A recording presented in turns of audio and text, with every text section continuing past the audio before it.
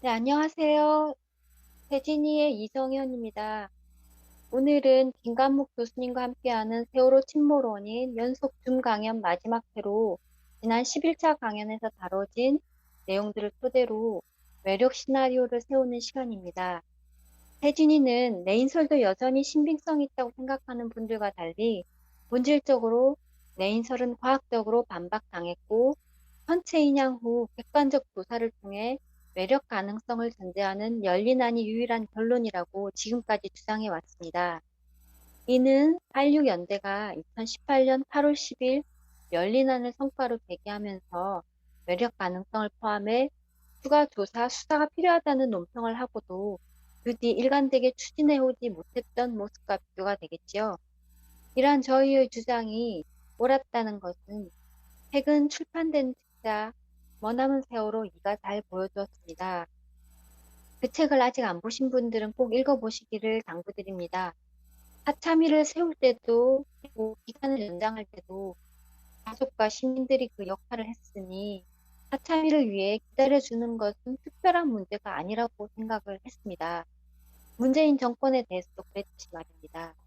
하지만 머나먼 세월호 이 저자들도 더 이상 기다릴 수 없다고 했듯이 이제는 더 이상 기다리기만 해서는 안 되고 우리가 나서야 할 때라고 생각합니다. 저희가 지난해 말에 강연을 시작한 것도 같은 이유에서였던 것 같습니다. 각각의 개별 조사 주제를 다루고 의견과 요구를 정리해서 참여에 보내 긍정적으로 반영이 되도록 애를 많이 썼고 활동가들과 시민들에게도 이를 공유하려고 했습니다. 바쁜 와중에도 좋은 강의를 해주신 김관목 교수님의 도움이 참으로 컸던 것 같아요. 오늘이 그 강연의 마지막 회인데 교수님이 노력하신 만큼 사실 결과가 좋다고 할 수는 없을 것 같습니다. 침몰 원인 조사에 있어서 사참위와는 커다란 이견을 확인할 수 있었고요. 이것들은 절대 타협할 수 없는 문제들이라는 것은 그동안 저희 강연에 함께 오셨다면 아마 동의하시리라고 생각합니다. 보건성이나 전화선 기울기 문제는 오늘 강연 중에도 다뤄질 거라고 생각되는데요.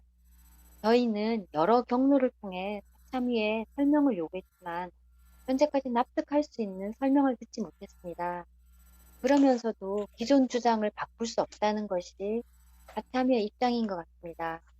그래서 오늘은 종합 정리와 외력 시나리오 제기에 대해 강의와 질의응답을 한 뒤에 지난해 서명운동과 같은 참여에 대한 요구와 행동을 제안하고 토론한 시간도 가지려고 합니다.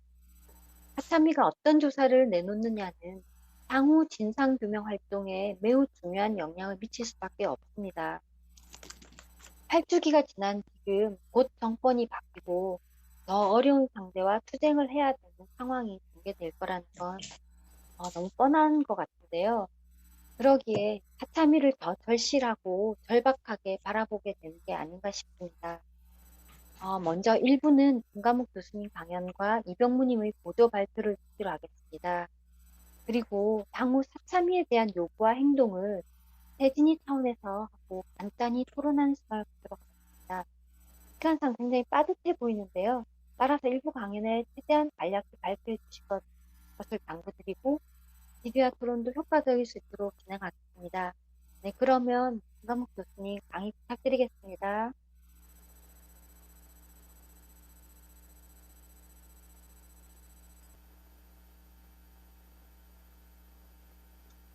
그럼 시작을 하겠습니다.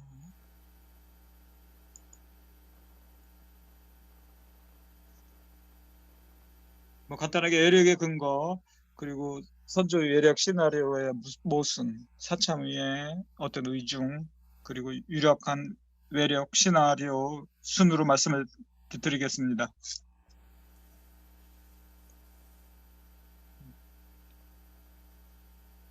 사실 제가 이제까지 여러 차례가 걸쳐서 외력 충돌 가능성을 얘기를 했고, 그 근거로 잔잔한 바다, 그리고 보건성, 급격한 행경사, 그리고 AIS에 나타난 급격한 선회유, 그리고 솔레노이드 밸브 고착화 얘기가 있었지만 이거는 이제 배제가 됐습니다.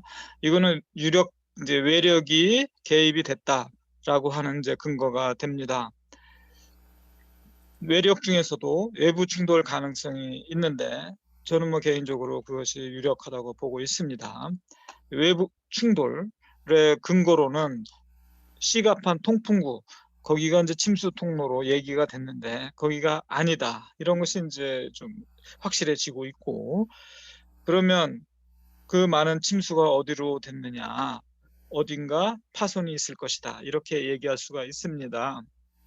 그리고 피난전기가 이게 돌아가 있죠. 유력한 역시 외부 충돌 가능성을 얘기하고 있습니다. 뭐 기타 여러 가지 선체 손상들이 있습니다.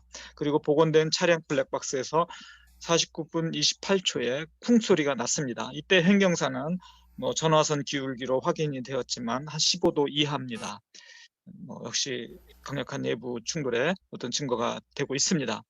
49분 48초, 38초에 또 기익하는 뭐 그거 도저히 못하는 화물, 그리고 해서 이런 내부 충돌의 가능성을 높게 얘기를 했는데, 그때 이제 그 선조위가 얘기한 시나리오는 뭐 이와 같은 것입니다. 피난전기가 돌아갔으니까. 그래서 이제 뒤에서, 여기 이제 이쪽이 선수 방향이고 이쪽이 이제 뒤쪽입니다. 여기가 피난전기가 여기 가운데쯤에 있거든요. 그 피난전기를 뭐가 외부 물체가 와서 부딪혔다. 그래서 선회율이 증가를 하고 피난전기는 돌아갔다. 네, 이렇게 설명할 수 있다. 그래서 이것을 이제 유력한 시나리오로 제시를 했습니다. 그래서 이게 이제 급하게 돌아간 거, 그리고 피난전기가 이렇게 이제 돌아간 거, 이거는 이제 설명할 수가 있는데, 문제는 속도가 감속을 했습니다. 근데 뒤에서 만약에 어떤 물체가 뒤에서 민다 그러면은 이게 더 빨리 돌아가는 건 맞는데 속도도 더 증가를 해야 될 가능성이 높거든요. 그런데 실제 속도는 많이 감속을 했거든요.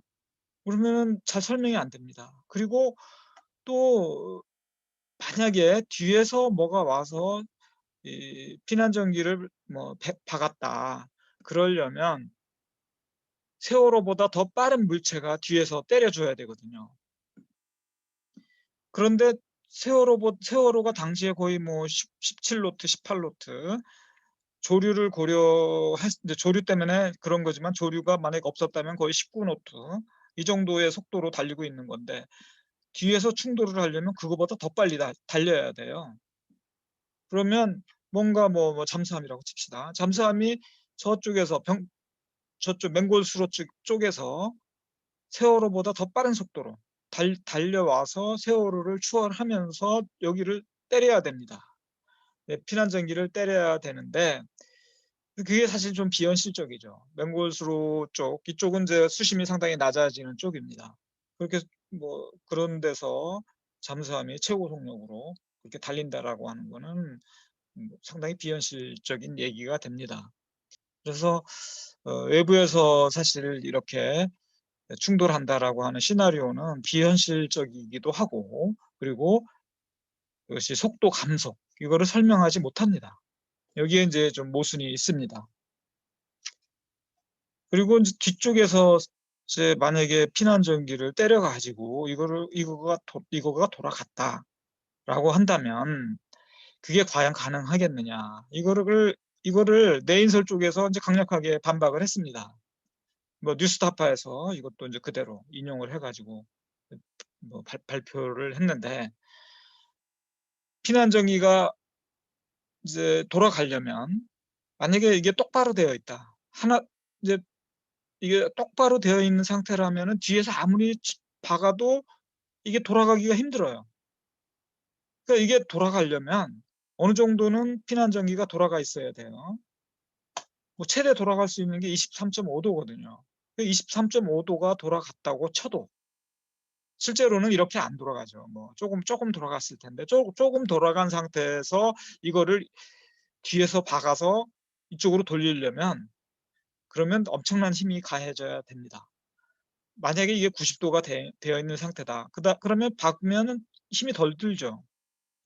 하여튼 최대는 23.5도 돌아가는 거니까 23.5도 돌아갔다고 쳐도 여기서 이거를 또 더 돌리려면 그러면 이 후방의 충격력은 뭐 내인설 쪽에서는 뭐 계산 다 했지만 뭐 한 395톤의 힘은 가해야 된다. 그래야지 이게 이제 더 돌아갈 수가 있다. 그러면은 이 395톤이라는 힘이 가해진다. 뭐 잠수함 뭐 뒤에서 때리면 그 정도 힘은 가해질 수가 있는데, 그렇게 된다고 하면 395톤이 여기 때린다고 하면 이게 돌아가기 전에 벌써 여기가 부서질 거다. 그래서 이거는 좀 말이 안 된다. 실제로 말이 좀 안 돼요. 이렇게 23.5도가 기울어져 있을 리도 없고, 실제로는 뭐 5도, 뭐 5도라고 5도, 10도, 뭐 많이 기울어져 봐야 그 정도인데, 그 정도에서 이걸 돌리려면 훨씬 큰 힘이 작용을 해야 됩니다. 뭐 부서지면 부서지지, 뭐 돌아간다는 거 생각하기도 어렵고, 그리고 뒤에서 이제 박으면 문제는 속도가 더 증가를 할 거란 말이에요. 그래서, 그래서 이거는 사실 이게 사람들이 수긍할 수가 없어요. 선조위가 열린안이라고 하는 아주 과학적인 그런 그 결론은 도출을 했는데, 그래서 이제 외부 충돌 가능성이 있다. 근데 이런 시나리오를 얘기를 하면서 이게 많이 배척이 되게 돼버렸습니다. 그래서 근거는 좋은데 여러 가지 뭐 보건력 계산하고 뭐 여러 가지 이제 그리고 항적 따지고, 그리고 네덜란드에서 마린에서 실험한 모형 선박 실험 이런 것들에 대해서는 과학적으로 잘 분석을 해서 외력이 가능하다, 외부 충돌이 가능하다 이렇게 이제 얘기를 했는데, 이 시나리오를 그렇게 씀으로써, 비현실적인 시나리오를 씀으로써 그것이 배척되는 이제 그런 결과가 되었습니다. 여기 그럼 사참위는 어떻게 되느냐? 사참위도 외력이라고 얘기를 합니다. 이게 지금 선조위가 의도하는 외력 시나리오라고 했는데, 이거 사실 사참위입니다. 현재 사참위. 현재 사참위는 사실 작년에 뭐 한 1년 동안 활동을 하고 항적 조작론 그리고 CCTV 조작론 이거를 강력하게 내세워가지고 검찰 특수단 수사하게 하고, 그것도 모자라 가지고 국회 특검 여기까지 뭐 밀어붙였어요. 그랬는데 거기서 뭐 그런 근거가 없다, 이런 결론에 도달했단 말이죠. 뭐 검찰은 그렇게 그런 주장을 하니까 뭐 근거가 없다라고 얘기를 하니까 검찰 개혁해야 된다 이렇게 하면서 뭐 이제 그걸 반박하고 이런 이제 공격의 수단으로 삼을 수도 있지만, 국회 특검은 뭐 박주민이 다 주도하고, 그리고 그쪽 사람들로 다 채웠거든요. 그쪽에 민변 뭐 변호사들 이런 사람들로 다 채웠어요. 현 정권이 이제 믿을 만한 그런 사람들로 다 채워가지고 뭐 수사를 했는데 결론이 근거 없다 이렇게 얘기를 했어요. 그래서 뭐 참 뭐라고, 같은 편이라고 뭐 같은 편인데 어떻게 해요? 에, 그래서 이것 때문에 그렇게 해서 사실 사참위가 신뢰성에 큰 손상을 입었어요. 중점적으로 밀어붙인 큰 두 개의 과제가 근거 없음으로 판명이 나면서 사실 사참위는 큰 상처를 입었어요. 현재 그런 상태입니다. 이런 상태에서 또 어떤 얘기를 한다고 해도 사실 그 사람들한테 신뢰를 얻기는 쉽지는 않은 상황입니다. 이런 상황인데, 사참위가 현재 외력이라고 하는 거, 그거는 상당히 이제 중요한 성과를 그 뭐야 뭐 만들어냈습니다. 사참위가 만들어낸 그런 이제 성과라고 한다고 그러면은 솔레노이드 고착은 뭐 이거는 비현실적이다. 그리고 그 솔레노이드가 이게 눌림 현상, 그거는 사실 나중에 뭐가 한쪽이 찌그러져서 그렇게 된 것이다라고 하는 것들을 밝힘으로써 솔레노이드 고착은 아니다, 이거 확실하게 했습니다. 아, 그렇 그런데 이제 사참위가 이제까지 제가 이렇게 쭉 나오는 얘기를 보면 이런 전제를 하고 있어요. 뭐냐? 보건성 선체를 쓰러뜨릴 수 있는 정도다. 요거를 전제로 해요. 그러니까 보건성을 따질 때는 화물조사 따지고, 뭐 그때 뭐 추가 중량이라든가 뭐 여러 가지 트림이라든가 이런 거 따져가지고 추정하는 거거든요. 근데 그렇게 추정을 하면 0.6 이상이 나와요. 거의 0.7까지 나옵니다. 그럼 그거를 어쨌든 그렇게 이제 객관적으로 추정을 하면 0.6 이상, 0.7이다. 그거를 확실하게 해주면 좋은데 사참위는 무슨 생각을 하고 있느냐 하면 그렇게 되면 배가 안 쓰러진다. 그러니까 이거는 0.5, 뭐 0.4, 뭐 5 정도 돼야 된다. 또는 0.5 정도 돼야 된다. 그렇게 결론을 정해요. 그러면은 0.5를 맞추려면 0. 또는 4, 5 이거를 맞추려면 결국 다 화물조사니 트림이니 뭐니 이런 거 다 무시해야 돼요. 그동안 다 조사한 거를 다 무로 돌리고 그리고 임의로 선체를 쓰러뜨릴 수 있는 정도의 복원성 이거를 만들어냅니다. 그것이 0.45, 0.5 뭐 이 근처 이 정도 돼야지 뭔가 전탈을 하면 쓰러지고 뭔가 배에 뭔가 외력을 가하면 쓰러지고 그래서 4, 5여야 한다. 여기에는 아무 과학적 근거가 없습니다. 솔직히 말하면. 왜 세월호의 복원성이 0.45가 돼야 되고 0.5가 돼야 되느냐. 여기에 대한 과학적 근거가 없어요. 그냥 그렇게 돼야 된다. 그렇게 되기 위해서 그냥 막 두드려 맞춥니다. 사실 이게 사참위의 좀 문제예요. 근데 어쨌든 그러한 전제를 합니다. 이제 복원성은 선체를 쓰러뜨릴 수 있는 정도여야 한다라고 하는 걸 전제로 하고 그래서 0.45나 0.495가 돼야 된다. 그리고 나머지 모든 조사를 거기다 두드려 맞춥니다. 그러다 보니까 많은 모순들이 발생을 합니다. 이제 이런 데 이제 좀 사실 문제가 있고 그다음에 항적이 조작되었다. 혹은 항적이 조작된 건 아니더라도 믿을 수가 없다. 그래서 항적은 근거로 삼을 수가 없다. 그래서 항적에서 얘기하는 게 많거든요. 배가 우회전했고 그리고 그 사고 시간이 뭐 거기 49분 몇 초 뭐 이런 거 그리고 선회율이 굉장히 크다.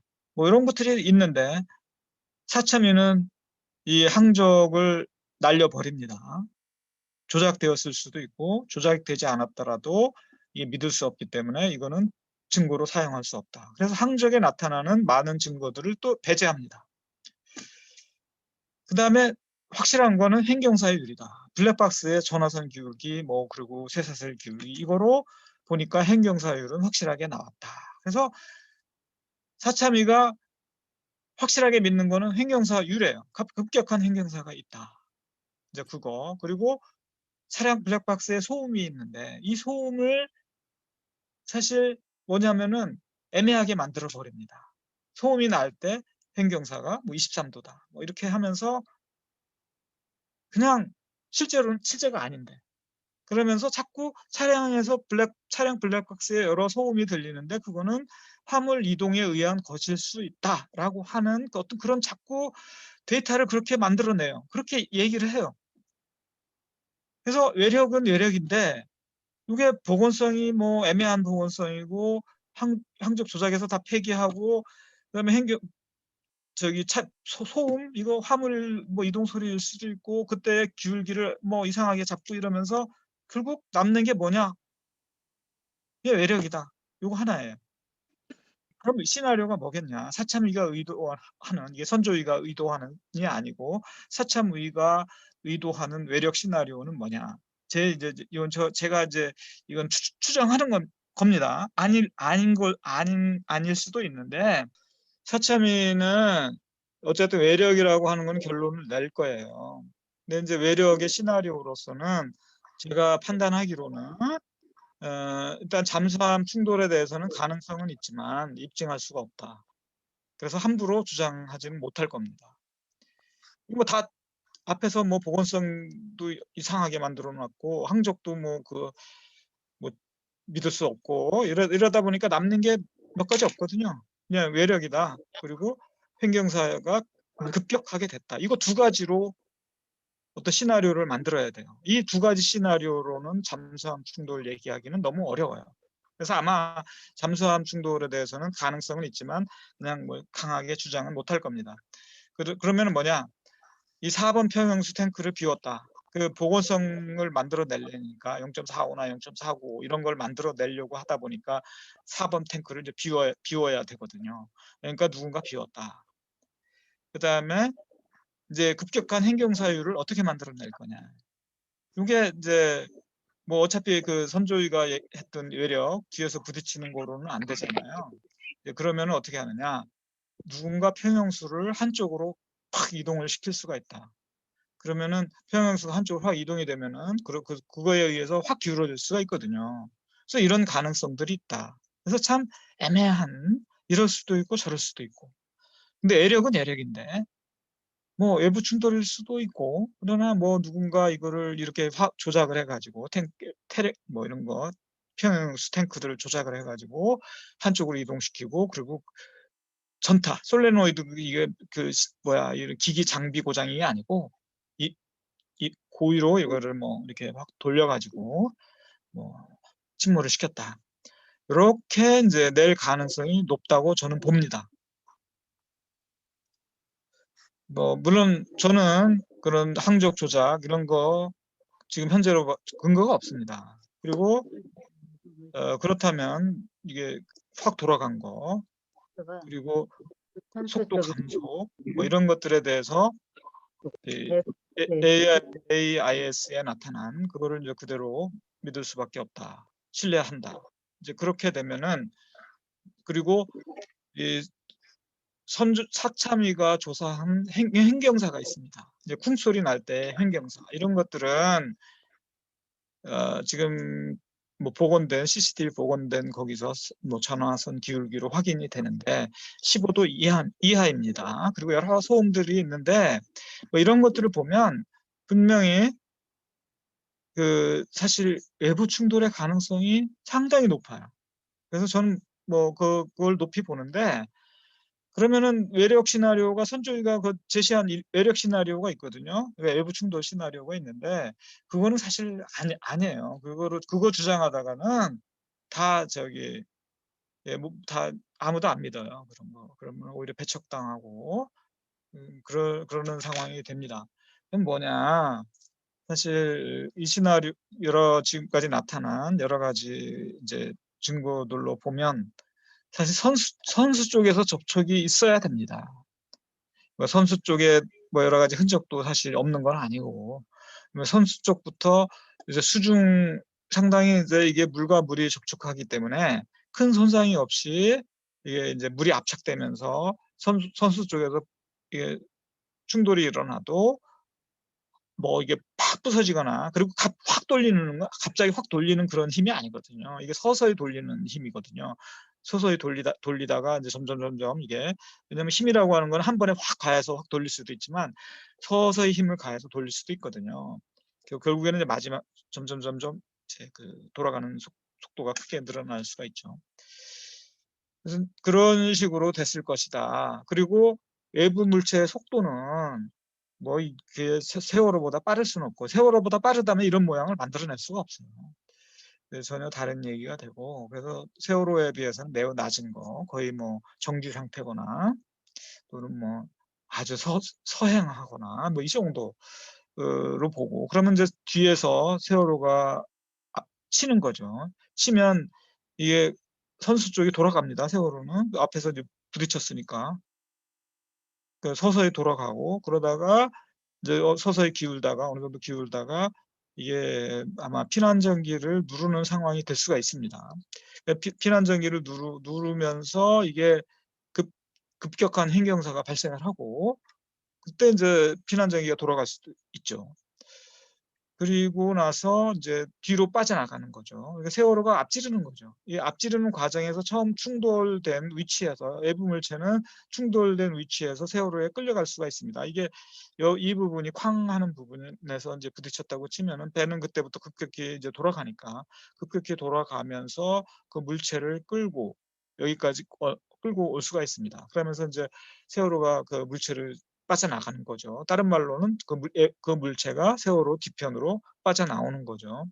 이제 뭐 이렇게 되면은 이제 세월호 선수가 크게 우회전되고, 그리고 속도도 감속이 되고, 피난전기라든가 기타 여러 곳에 손상을 남길 수가 있습니다. 완전히 두 조각 안 내고 확 그냥 뭐 이게 완전히 그냥 뭐 완전히 찌그러뜨리고 이러지 않더라도 그런 이제 세월호에 실제로 나타난 상처들, 그런 거랑 유사한 거를 충분히 만들어낼 수 있지 않을까. 그리고 무엇보다도 차량 블랙박스에 나타난 소음하고 잘 일치를 합니다. 그리고 차량 블랙박스에 나오지만은 거기 이제 큰 쿵 소리가 났는데 그 쿵 소리라고 하는 거 난 때가 49분 26초에서 49분 28초입니다. 그리고 그거 전화선 기울기로 그때의 기울기가 나왔습니다. 그 기울기가 15도 이하예요. 근데 참 그 15도 이하인데 사참이는 불행히도 그때의 그 기울기를 20도라고 우깁니다. 지금 우기고 있어요. 사참이가. 왜 우기느냐. 실제로 그 영상이 왜곡됐거든요. 영상 그대로 재면 20도죠. 영상 그대로 거기 나오는 그 기울기 그대로 재면 20도지만 그거는 영상이라고 하는 거는 이제 이렇게 위에서 촬영하게 되면은 실제보다 이렇게 좀 이렇게 각도가 크게 나타납니다. 이거 많이 다 해봤어요. 저희가 다 실험 다 해봤는데 그렇게 나타나요. 실제로. 그러면은 실제 기울기는 15도 이하입니다. 그런데 사참이는 자꾸 20도라고 그래요. 그거 고칠 생각이 없더라고. 이게 왜 안 고치려고 그러냐. 15도 이하라고 그러면 그냥 외부 충돌을 인정해야 됩니다. 15도 이하에서 그런 쿵소리 낼 수가 없거든요. 그러니까 그렇게 되면은 이제 이게 복잡해져요. 사참위도. 이거 거의 잠수함 충돌을 거의 뭐 얘기해야 되는 판인데, 야, 그렇게 얘기를 해버리면 이게 자기네들도 감당을 못 하는 거죠. 그러니까, 그냥 20도다, 23도다. 그렇게 해놓고, 그래서 그때 화물이 움직였을 수도 있다. 근데 화물이 왜 움직이느냐? 배가 기울었으니까 23도 어떻게 기울어지느냐? 뭐 평형우수로 한쪽으로 이동을 하면 그렇게 될 수도 있다. 뭐 이런 식으로 이제 그런 식으로 갈 가능성이 상당히 높아요. 그래서 그거를 위해서 쿵 소리가 났을 때 세월호 행경사가 15도 이하였다라고 하는 사실입니다. 그 사실을 은폐하고 싶은 거예요. 예, 세월호 사참위가 제가 봤을 때는 그런 사실, 어떤 진실을 은폐하고 있어요. 이거 정말 사참위 각성해야 됩니다. 어쨌든 뭐 제가 뭐 시나리오라고 해서 뭐 대단한 게 있을 것으로 뭐 기대했을지도 모르겠는데 뭐 제가 이거를 일일이 그림 그리고 그러기가 좀 어렵고 그래서 그냥 이 정도로 말로 얘기를 하겠습니다. 예, 이것으로 마치겠습니다. 예, 감사합니다.